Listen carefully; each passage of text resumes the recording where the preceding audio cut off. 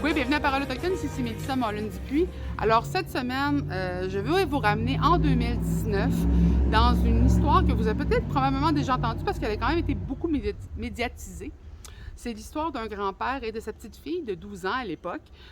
qui sont allés à une banque dans la ville de Vancouver pour ouvrir un compte et les employés de la banque les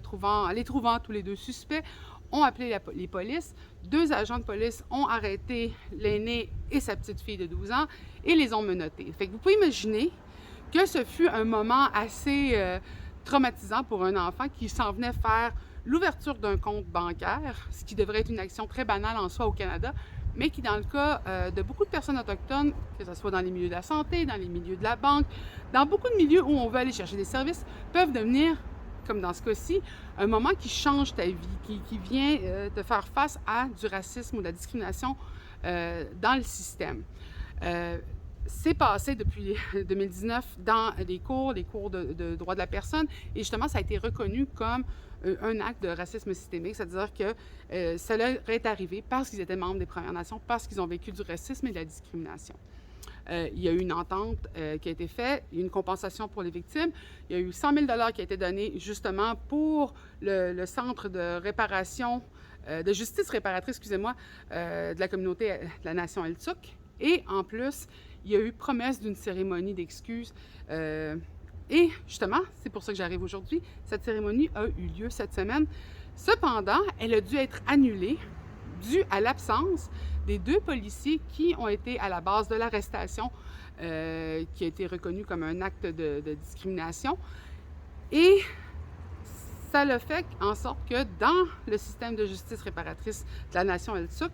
on ne peut pas avoir une cérémonie d'excuses ou de pardon si les 2 personnes qui sont justement à devoir demander pardon ne sont pas là. Il y avait des membres, justement des représentants des policiers, des personnes très influentes qui étaient là, mais cependant, les 2 personnes à la base, ceux qui auraient dû être là pour demander des excuses officielles, ne l'étaient pas. Donc, on a dû annuler la cérémonie. On a dû remettre très respectueusement les cadeaux à ceux qui étaient venus en porter, puisqu'ils n'étaient pas les représentants, justement, et qu'ils n'étaient pas ceux qui devaient demander pardon aux 2 membres de la communauté qui avaient été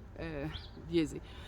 Là, on va rentrer dans beaucoup de discussions parce que les personnes qui ont fait l'arrestation étaient elles-mêmes racisées. On va rentrer dans la discussion que c'était leur travail, ce ne sont pas des membres d'une communauté, comme les membres de la nation Eltuk qui sont tous un membre d'une communauté. Donc, tous les aspects de la justice réparatrice qui sont maintenant amenés de l'avant, qui font maintenant partie du processus légal et des droits des peuples autochtones, va commencer à apparaître de plus en plus, justement, dans les décisions légales, dans les décisions de cour, et on va voir l'espèce de sucre à la corde entre le droit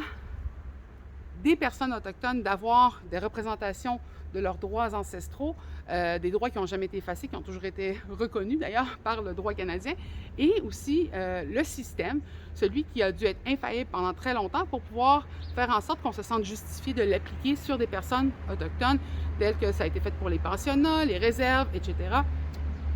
Vous voyez, il y a une lutte qui se fait. Les membres de cette situation communautaire-là vont dire, ben je dirais pas, moi je suis pas obligée, ils ont payé, ça va être vraiment le droit individuel qui va être primé, alors qu'ici on va parler vraiment d'une responsabilité communautaire, d'un rapport à l'ensemble du groupe, puis justement à la cohésion de la société. Donc en annulant, est-ce qu'on annule, est-ce qu'on est comment je pourrais dire, en déficit de la cour, qui sait? On va-tu dire, OK, ben une demi-cérémonie, c'est assez pour dire qu'il y a eu une représentation du milieu policier. Ça va être intéressant parce que ça devient du droit canadien, ça devient une situation légale qui va se voir de plus en plus, surtout dans un Canada qui est en mode réconciliation. Et de plus en plus, maintenant, les enjeux dans les cours, que ce soit en Cour suprême, Cour d'appel, Cour des droits de la personne, justement, vont devenir de plus en plus intéressants et vont avoir un impact réel sur le Canada, sur la situation pour les communautés autochtones et justement sur un respect, un retour justement des structures qui nous ont fait vivre bien avant l'arrivée des premiers Européens, des premières structures dites légales, puisqu'ils existaient. Il y avait un système de justice qui était là, qui n'a jamais été effacé, qui n'a jamais été oublié, qu'on a essayé d'enlever du système canadien, mais qui revient parce que justement, elles font partie de l'ADN du Canada. Super intéressant. On va suivre encore ce qui va se passer avec ça parce que quand on parle de réconciliation, on ne peut pas parler de réconciliation sans la réparation. Et ça, c'est un cas très flagrant de réparation qui est dû. Et on espère vraiment qu'il va y avoir un effort de la part de ces deux agents de police parce que c'est très peu demandé. C'est la, comme on dit, c'est la barre la plus basse de l'échelle que de dire « je m'excuse ». Alors, je vous souhaite une belle semaine et j'espère que vous n'hésiterez pas à partager cette vidéo.